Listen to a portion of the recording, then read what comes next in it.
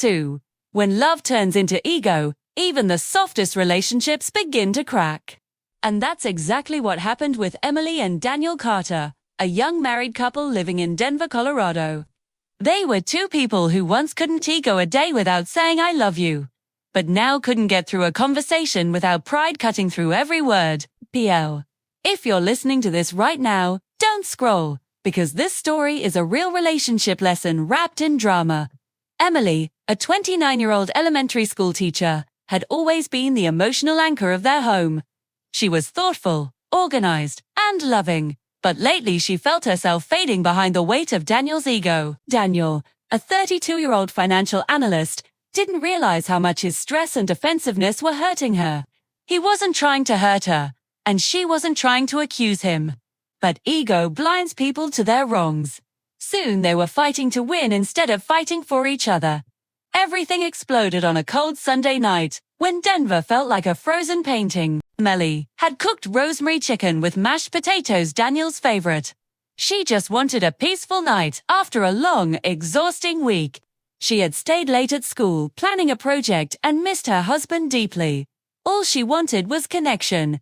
But when Daniel walked in, he barely said hello.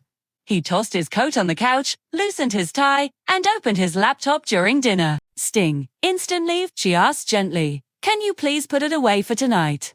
He didn't look up and said, "I just need to send one email." "Emily, don't start."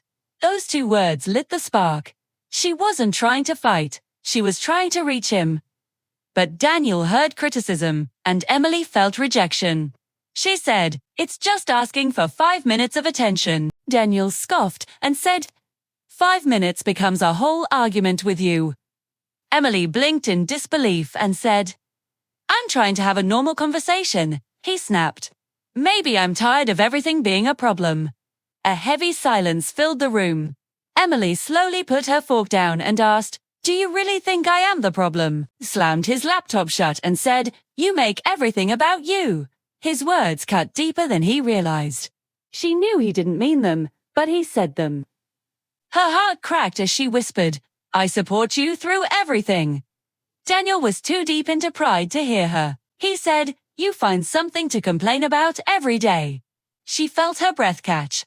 She said softly, "I'm begging for connection, not complaining." Keys. His ego flared and he shouted, "I give you everything." Emily stood up with tears in her eyes and said, "I want you." That line froze him because he knew it was true, but instead of softening, he hardened. His ego whispered that apologizing meant losing. Then he said the cruelest sentence, "Maybe wanting me all the time is the real issue." Think. Emily broke instantly. She walked to the bedroom and locked the door for the first time in their marriage. Daniel stood there, stunned but too proud to knock. He grabbed his keys and left, thinking space would help. Emily collapsed on the bed, shaking with hurt. She replayed every fight of the past months. She realized they weren't arguing about dinner at all. They were arguing about years of hidden hurt. Meanwhile, Daniel drove into the snowy Denver night. He parked at an overlook he used to visit in college. Snow fell softly around him.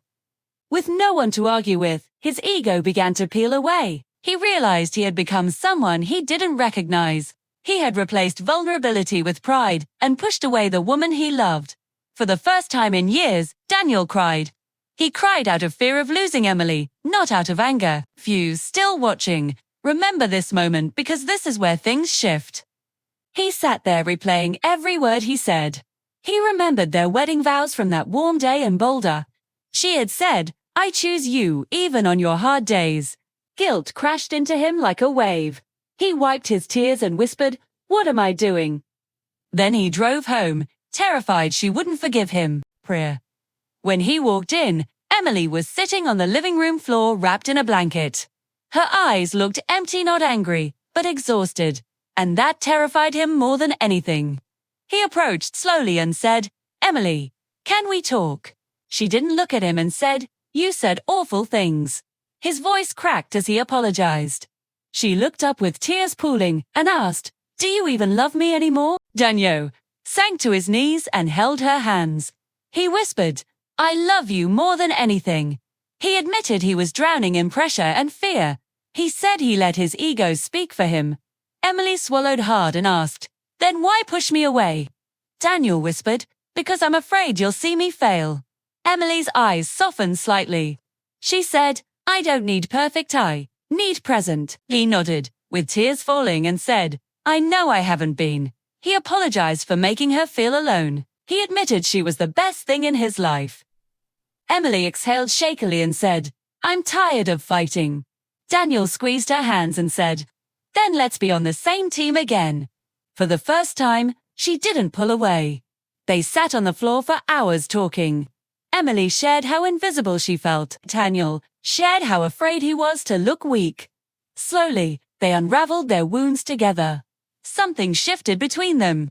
Daniel brushed her hair back and said, "I choose you." She broke down in his arms, whispering, "Choose me every day." He kissed her forehead and said, "I will." They made small but real promises. No phones during dinner. Tell me when you're hurting. Tell me when you need me. They agreed to check in every night, even for 5 minutes. Healing wouldn't happen instantly. But it started that night. At 3 a.m., Emily whispered, "I don't want to lose us." Daniel held her tightly and said, "You won't." She rested her head on his chest quietly. They realized ego doesn't break relationships, silence does. And tonight, they broke the silence at last.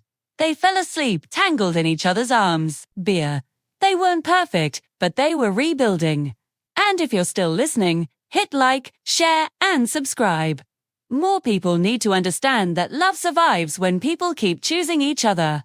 If you enjoyed this emotional, suspense-filled couple story, comment more stories. That way you never miss the next twist-filled relationship lesson. Love stays alive when ego doesn't win.